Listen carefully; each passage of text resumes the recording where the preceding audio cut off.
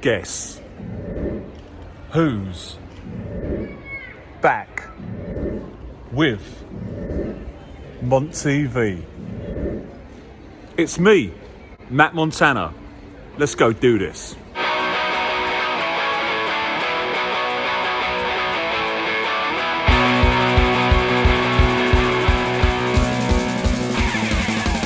Well, hey, Happy New Year! Welcome into 2020 with MONT TV.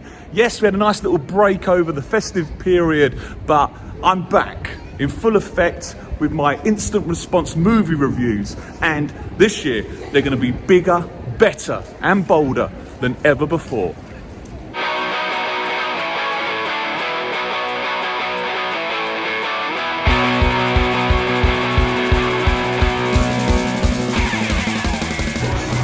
You join me back at Cineworld in Bracknell for my first review of the year.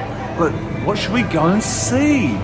Well, there was a movie that was released on the 1st of January, like the unofficial first release of the year, so it feels completely natural to go and see that. It's Guy Ritchie's The Gentleman.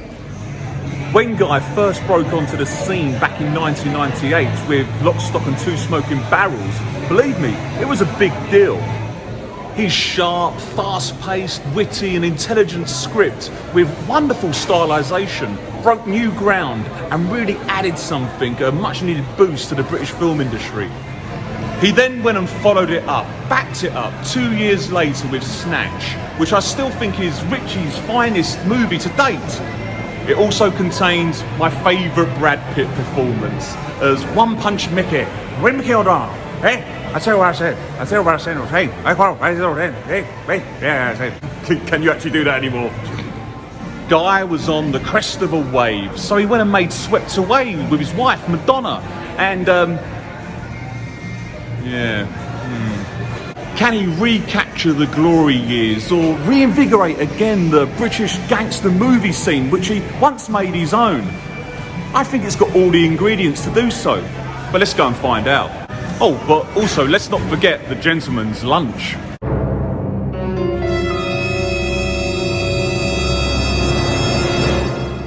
There he is. Happy New Year, my man. Happy New Year. How are you? Very much. Not too bad, thank you. How are you? Really good, I'm really good. Off to see The Gentleman. It's a good film. Yeah? Yeah. Good stuff. An instant response review there, the first one. Good stuff. So you're going to be in screen 3, seat G7. Nice one. Good man. Catch you later. Yeah, see you later. Bye. He's a nice fella. Let's go and check out Guy Ritchie's latest offering then, shall we?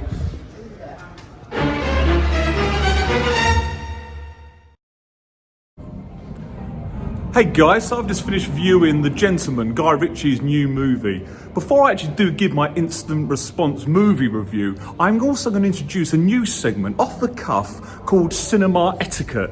This is basically inspired by the fact that I've just probably had the most unpleasant experience during the movie. So I'm just going to give you a little list of instructions to make your movie experience better for you. Here it goes. Number 1. Don't go to the cinema if you've got a stinking cold, like I just experienced. The guy next to me literally was coughing and spluttering, sniffing. It was so unpleasant. I thought it was a joke at first, and that actually really affected my movie experience. Obviously, it did die down a tad midway through, but at the end of the day, don't go and see a movie if you've got a cold. Number 2, have a shower, go clean. Smell nice. Don't go and sit next to someone and absolutely stink like someone basically just done to me. Ugh, unbelievable. Number 3, when it's a packed out cinema, which it was today, go to your correct seat so all of a sudden people aren't trying to find their seats when a movie actually starts. Unbelievable. Go to your correct seat. And finally, number 4, and this happened today, go and see the right movie. Just as the credits came up and The Gentleman, Guy Ritchie's movie, rolled, some people realised they were in the wrong movie and got up and left. Thus, everyone has to get up, and it sort of slightly ruined the tinge of the movie. Right, rant over, let's go back to the review. So my instant response movie review of The Gentleman. Now, First and foremostly, it's classic Guy Ritchie. If you do love his gangster flicks of the past, you know, your Snatches, your Lock, Stock, Revolver, that kind of thing, you're gonna love his latest edition of The Gentleman. I did find it took a little while to get going. I think that was more to do with the fact that I was surrounded by someone with a really bad cold, and sort of distracted me a tad. However, once the characters were all introduced and established, and bearing in mind there was a lot of characters to introduce, the story about halfway through really took off, like it always does with a Ritchie movie. You really did need to establish those characters, and like I say, once they were, it was fantastic.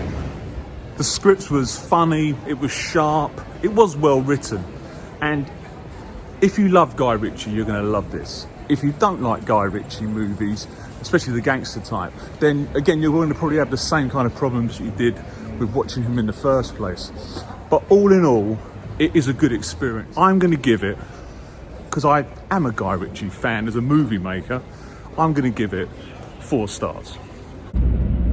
Hey guys, how we doing? I've just got to my car, and I'm having a few thoughts about what I've witnessed, and I can only apologise that my review, my instant response review, is a little bit disjointed this evening.